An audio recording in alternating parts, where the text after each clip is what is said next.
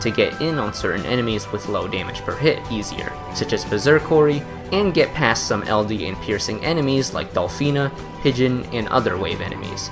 You'd start seeing Can come up on some high difficulty stages now, such as No Return Flights, the hardest stage back in the game when it came out, and other hard stages from back then, like Dark Web, Parade of the Dead, Honey Trap, Forest Beasts, and more.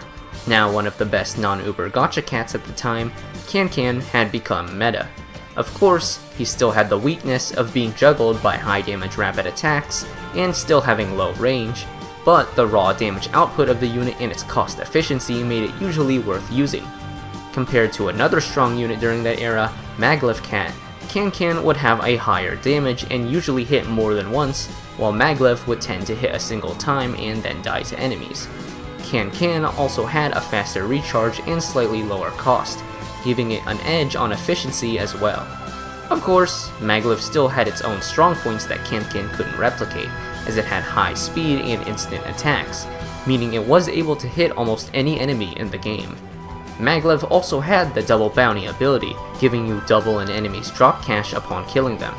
Since both of these units were good, the best option was sometimes to just use both of them though. Regardless, this comparison just shows you how strong Can's raw stats were in terms of damage output.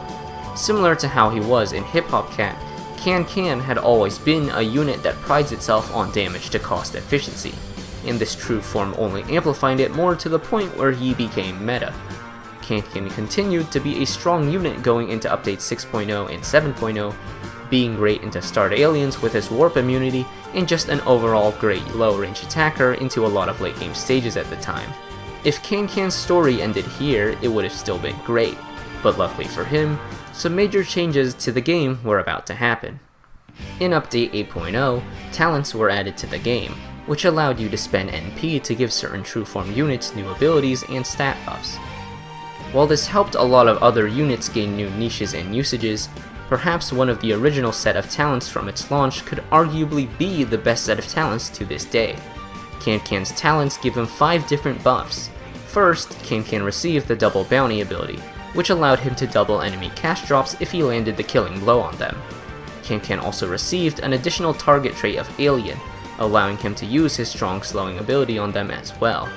As with most units that get talents, you could also spend NP to increase Can's attack and health by 20% each respectively, and Can's last unique talent was a speed up talent that took his speed from 11 to 21 when maxed. Now, let's look at what this changes for Can. First, Double Bounty is an insane ability, not just because of the effect, but because of how limited its distribution is. Even today, hardly any good units in the entire game have Double Bounty, with its best users still being Can and Bullet Train, which is Maglev's true form. Can's high damage per hit made securing double bounties on regular enemies and especially peons very easy. At a decent level, Can was able to one-shot common peons like Doge Dark, Gabriel, Brawlos, Sorrel, Pigeon, and more, allowing for a nice income boost as well as efficiently removing the peon from the field. You could set up Can with a defense from Manic Eraser or Rock, then eliminate the target and gain double cash from it. This worked too with other enemies as well, but you could also just spam Can and see if they got double bounty by chance. After all, Can had insane stats as a regular attacker, so even if Can didn't hit the double bounty, you'd still be dealing crazy amounts of damage to the enemies. Due to this dual role of being a great general attacker and a double bounty unit, Can has become the most commonly used double bounty unit in the game, and goes in most lineups for that reason. Even inside of your broken Uber spam lineups, Can is usually there to earn some quick cash to allow you to spawn your Ubers faster. The increase in move speed makes Can easier to time hits on when far away from the base, as well as allowing Can to get in on certain enemies easier. With the increase in health and speed, Can could now hit the majority of enemies in the game by just sliding in during enemy backswing and charging up a smack. Enemies like I Am Face, Project A, Kamel, and more became new targets for Can, and given how much damage Can was doing at this point, even if Can only landed a single shot on these enemies, it would be worth it. After all, a level 50 Can with stat talents max does 72.9k damage per hit for 675 cost. And well, 72.9k damage for 675 cash is a deal you'll gladly be accepting on pretty much any enemy in the game. The additional alien target, while not as broken as Speed or Double Bounty, was still a nice addition to allow Can-Can to handle low-range aliens better, potentially freeing up alien CC slots from your lineup. Although usually you would run Seafarer if you wanted alien CC due to the area attack and better effect, sometimes Can-Can alone was enough if the threat was something like Nimoy Boar or Cyberhorn. All 5 of the talents Can-Can received are worth buying under multiple different scenarios, so I'd still call it the single best set of talents ever received for a unit. While flashy damage output talents like Bahamut's Blast and Balrog's Strengthen are certainly powerful, and can be game-breaking when used properly, Can-Can's new move speed and Double Bounty allowed it to excel at new roles and playstyles that just weren't possible without it. Can-Can was already a fantastic unit, but these talents took him from great to being arguably the single best unit in the game at the time. And the funny part is, fast forward 7 years into the future to today, and he's arguably still the single best unit in the entire game. Just as you would see in 8.0, lineups nowadays almost always have Can-Can in them, whether as a source of income, or just a regular attacker, or a pseudo-rusher that can get in on certain enemies. Can-Can is universally useful, and there's little reason to not bring him in a stage. As the game went on, Can-Can also got more and more synergies with newer units and mechanics. Just as Slime and Thunderbolt Cannon became a great combo, you could also do this with Can-Can, essentially making a Can-Can plus T-Bolt Cannon combo which allowed a free Can-Can hit on any enemy in the game, which dealt a huge amount of damage.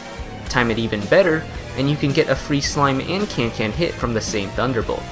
Weakening or freezing enemies can allow Can-Can to get in on more of them and land more hits, opening up more possible strategies that rely on Can-Can's damage output. When Rock came out, it proved to be one of Can-Can's favorite partners, as it could create an indestructible wall anywhere you needed, allowing Can-Can to reliably land hits on hard-pushing enemies.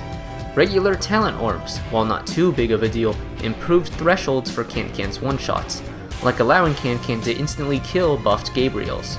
Even relatively newer mechanics like Conjure allow the player to reactively deploy a crowd control effect and have Can-Can combo attacks off of it. Just as I mentioned before, Can-Can is a unit that defines itself on efficiency. He was already very cost efficient after True Form, but when talents came out, Can-Can became a unit that was so cost efficient it changed the way we played the game. In a way, Can-Can was so efficient that he became the first unit where you actively lose out by not bringing them. What do I mean by this? Well, take Manic Eraser for an example.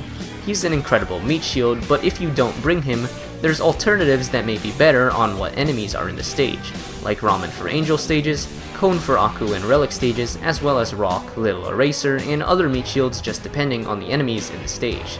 There's a good reason to bring Manic Eraser everywhere, but there's a lot of times where you cannot bring him in favor of other similar units that do his role.